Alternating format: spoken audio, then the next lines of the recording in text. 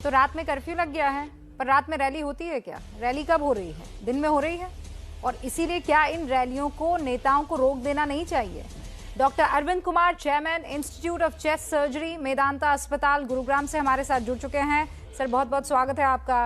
रागिनी नायक, मेरी दोस्त, एक अरसे बाद हमारे साथ जुड़ी हैं, कांग्रेस की राष्ट्रीय प्रवक्ता हैं, धाकर वक्ता हैं। बहुत बहुत स्वागत है रागिनी आपका। शुभ रास्ता हमारे साथ जुड़ चुकी हैं, राजनीतिक विश्लेषक हैं, ये भी प्यारी सखी हैं, आपका भी बहुत बहुत स्वागत है शुभ रास्ता। संगीत रागी साहब, प्रोफेसर है दिल्ली यूनिवर्सिटी के, हमारे साथ जुड़ चुके हैं। अभिषेक सो, नेता हैं समाजवादी पार्टी के, इस वक्त आपको स्क्रीन पर दिखाई दे रहे हैं। डॉक्टर अरविंद कुमार, शुरुआत आपसे करने वाली हूँ और बहुत जिम्मेदारी के साथ ये आज का डिबेट में आगे ले जाने वाली हूँ। ये जो इलाहाबाद हाईकोर्ट की तरफ से कहा गया है, इसमें आपको लगता है कोई भी इफ एंड बट होना चाहिए?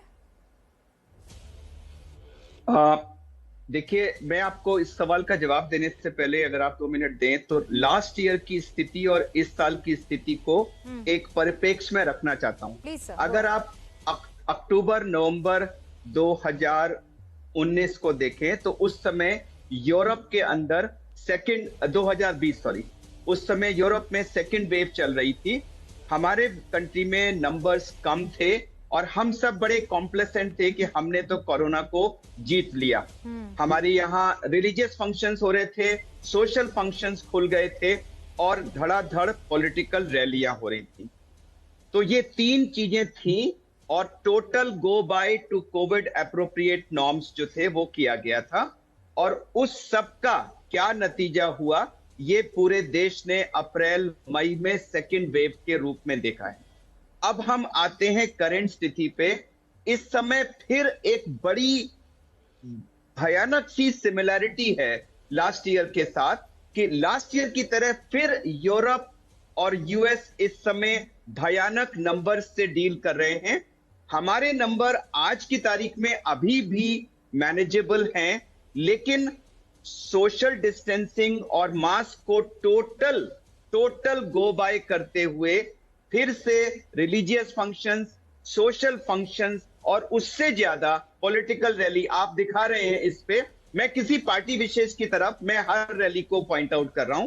तो ये सब कुछ, तो अगर आप देखें तो जो सिचुएशन लास्ट ईयर थी नवंबर दिसंबर में, जिसने हमारी सेकेंड वेव की नींव रखी, वैसी ही सिचुएशन इस समय बन रही है। और मेरा डर यह है कि क्या हम तीसरी वेव की नींव आज रख रहे हैं, जो शायद देश फरवरी मार्च में देखेगा।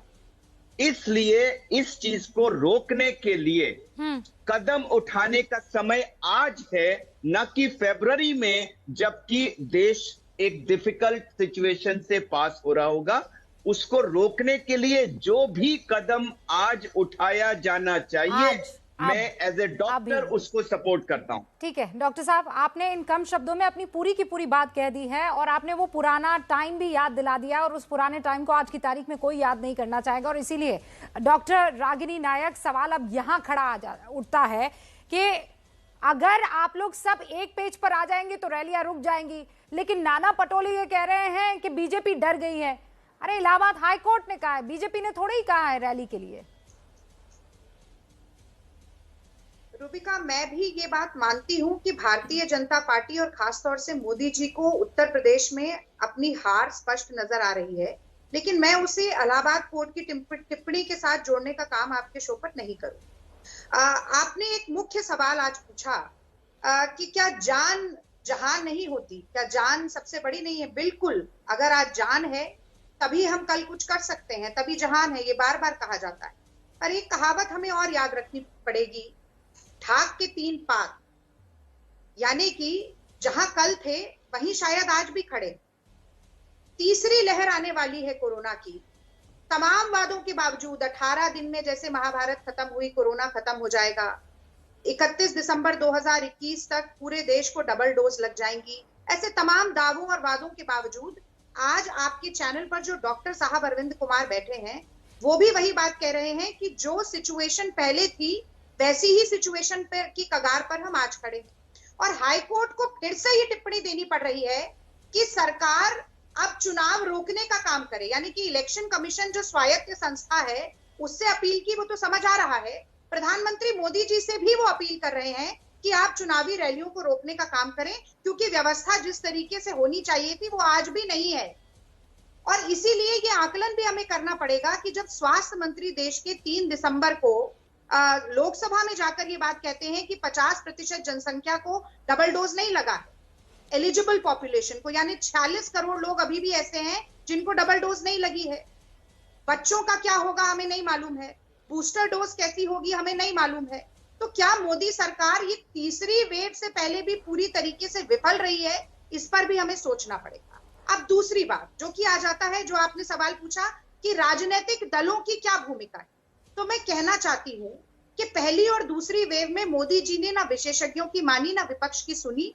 पर अगर इस बार अपने देश की जनता को बचाना चाहते हैं, विनाश, विध्वंस और मौत का वही रूप नहीं देखना चाहते हैं, तो सबसे पहले एक सभी पार्टियों की ऑल पार्टी मीट बुलाई, सभी विपक्षी दलों को एकत्रित कीजिए और चर्चा कीजिए कि चुनावी रैली का क्या विकल्प हो सकता है। क्या नुक्कड़ सभाएं विकल्प है?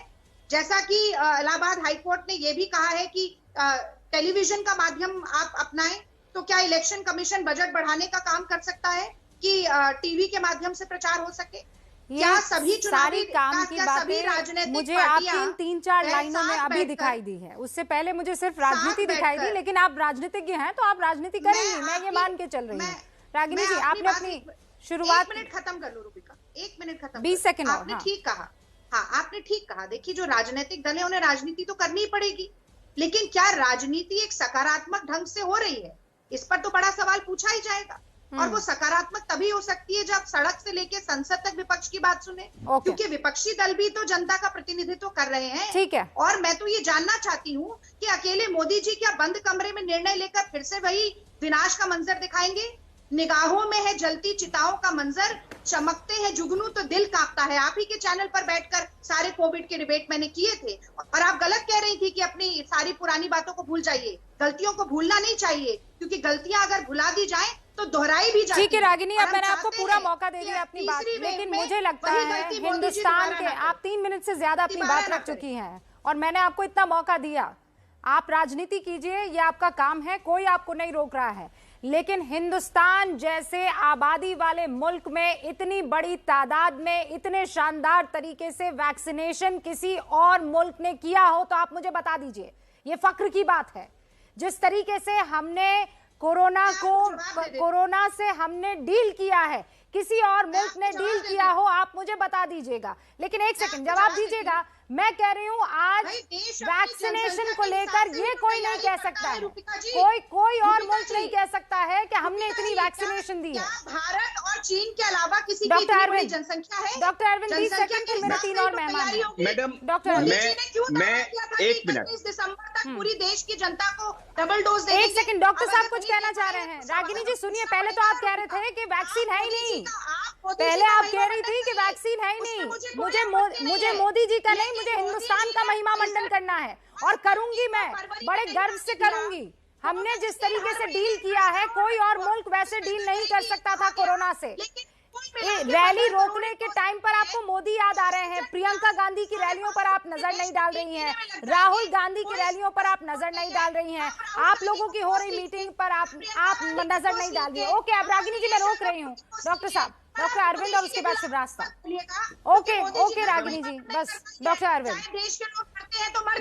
बस रागिनी जी, बस रागिनी जी, डॉक्टर अरविंद। मैडम मैं आपका मोदी फोबिया मैं कुछ नहीं कर सकती। डॉक्टर अरविंद, मैडम मैं एक, अरे मैडम चुप कर जाइए प्लीज, अगर देश की जनता को प्लीज सुनिए। अभी मैडम मैं एक डॉक्टर हूं, मैंने सोचा था कि यहाँ पर कोई मेडिकल और इस तरह के इश्यू डिस्कस होंगे, इसलिए मैंने कंसर्न किया था।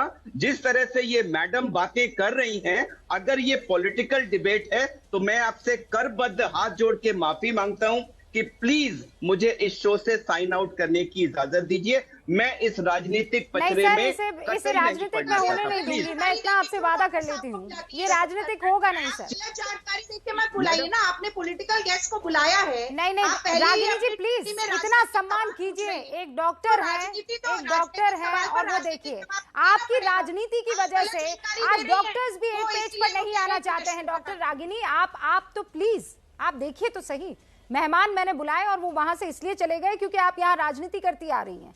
आज की तारीख में ये नहीं कर सकते हैं। शुभ रास्ता। आपने राजनीतिक एंगल से शुरुआत की, आप सवाल पूछ रही हैं कि कांग्रेस अरे मैंने तो नाना पटोले से जोड़कर एक सवाल पूछा था मैडम। मोदी सरकार अपने देश की जनता को वैक्सीनेट नहीं कर पा रही है तो मैं सवाल ना पूछूं? शुभ रास्ता। मरने दो जनता को फिर से। वैक्सीनेशन पर सवाल कैसे पूछ लेते हैं आप? मतलब क्या करूं? क्यों नहीं वैक्सीनेट किया पूरी देश की जनता को? 40 करोड़ लोगों को क्यों अभी तक डबल मैं डोज? फिर कह रही हूँ, जिस तरीके का वैक्सीनेशन यहाँ हुआ है कोई और मुल्क कर नहीं सकता है, और ये मैं बहुत ही जिम्मेदारी के साथ कह रही हूँ। आप करती रहिए अपनी गंदी राजनीति, कोई इसे नहीं सुनेगा। अब शुभ रास्ता को स्क्रीन पर लाइए प्लीज। हाँ शुभ रास्ता जी। रूबिका जी, ये जो अभी शो पे हुआ ये एक बहुत बड़ा दृष्टांत है कि आज हम जितने भी सिविल सोसाइटी के लोग हैं, अगर हम सोचते भी हैं कि देश में एक पॉजिटिव पॉलिसी पे बात हो तो बात नहीं हो पाती है। बहुत दुख हुआ इस बात को जानकर कि एक मेडिकल प्रोफेशनल शो से चले गए, और मैं ये इसलिए कह रही हूँ क्योंकि जो बात की जा रही थी, आपने सबसे पहला वक्तव्य किसी मेडिकल प्रोफेशनल से ही लिया, उन्होंने बहुत निष्पक्ष होकर के बात रखी।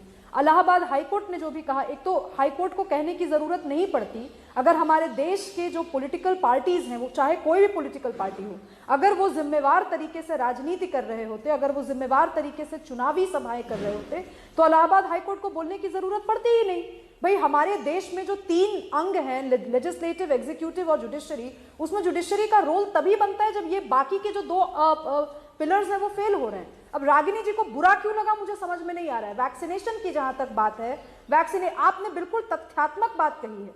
वैक्सीनेशन को लेकर के भारत ने जो मिसाल कायम की है, उस मिसाल का अभी कोई सानी नहीं है। और दूसरी चीज, अगर इस डिबेट को राजनीतिक ही रखना है तो मैं बता दूं कि बहुत सारे पॉलिसीज तो इंदिरा गांधी जी के जमाने से चले आ रहे थे, उसका क्रियान्वयन आज तक ग्राउंड पे नहीं हो पाया है। तो ये वैक्सीनेशन को लेकर के क्यों बड़ी बड़ी बातें कांग्रेस पार्टी तो ना करे। लेकिन मैं मूल मुद्दे पर आती हूँ रूबिका जी। अभी उत्तर प्रदेश चुनाव के साथ साथ पूर्वोत्तर भारत में भी चुनाव है। पूर्वोत्तर भारत पिछली बार भी एक मिसाल बना था, कोविड को किस तरीके से उन लोगों ने कंटेन किया था रिस्पॉन्सिबल तरीके से। सीखना चाहिए। आज भी जब चुनावी रैलियां होंगी रूबिका जी, तो एक बार हमारे देश के सभी पॉलिटिकल पार्टीज को एक बार बैठ करके सोचने का समय है कि डिजिटल इंडिया आज इतना आगे बढ़ चुका है, क्या चुनावी रैलियों को डिजिटल नहीं किया जा सकता? जो संसाधन लोगों की भीड़ जुटाने में इकट्ठा होते हैं, अगेन कोई भी पॉलिटिकल पार्टी वो करती हो, क्या उन संसाधनों से वैक्सीनेशन एफर्ट जो है उसको और डेवलप नहीं किया जा सकता? बूस्टर डोज नहीं दी जा सकती?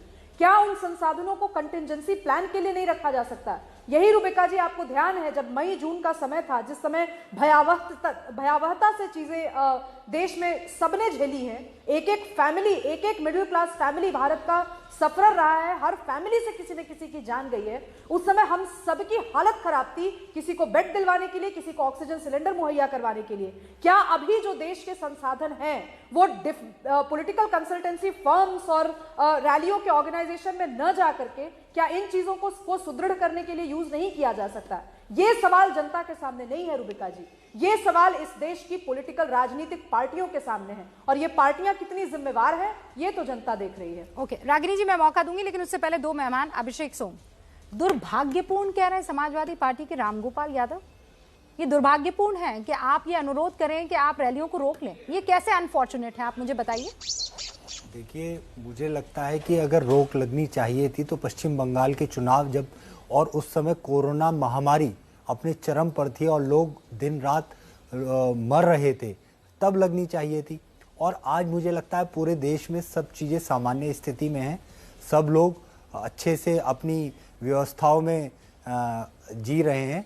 तो ये कोरोना ओमिक्रॉन के नाम पे ये भारतीय जनता पार्टी एक भ्रम पैदा कर रही है, और उत्तर प्रदेश में उनकी हार सुनिश्चित हो चुकी है, इसलिए उनको भय है। और भारतीय जनता पार्टी कहां भ्रम पैदा कर रही है? देखिए, इलाहाबाद हाईकोर्ट ने अनुरोध किया है, भारतीय जनता पार्टी ने कहा जाकर। देखिए, इसमें भी कोई ना बताइए ना, मुझे क्लियर कीजिए। हाँ बिल्कुल बता रहा हूँ। जब संस्थान से कोई भी संस्थान, कोई भी राजनीतिक पार्टी के कार्यकर्ता के रूप में काम करने लगे, आप देख लीजिए जितने तो कौन कार्यकर्ता के रूप में काम कर रहा है? इलाहाबाद हाईकोर्ट के जज जो है वो कार्यकर्ता के रूप में काम कर रहे हैं। बिल्कुल, मैं ये नहीं कह रहा हूँ, उच्च न्यायालय का सम्मान है, पर आप देखिए जब चुनाव आ रहे हैं, लगातार छापे पड़ रहे हैं, और लोगों को निशाना बनाया जा रहा है, और मुझे लगता है ये इनकी हार सुनिश्चित हो चुकी है। सुनिए, मैंने आपके जख्मों को कुरेदने की कोई कोशिश नहीं की, मैंने तो छापे का छ भी नहीं बोला और आप छई चप्पा छई करने लगे। मेरे समझ में नहीं आया क्यों आज छापे की बात कहां हो रही है। मैं तो अभी आपसे कोरोना का जिक्र कर रही हूँ, ओमिक्रॉन और उस पर हो रही रैलियों का जिक्र कर रही हूँ, और आप जो है छापों का गम लेकर बैठे हुए हैं। अरे भाई, नहीं करते ना काली कमाई तो ना पड़ते छापे।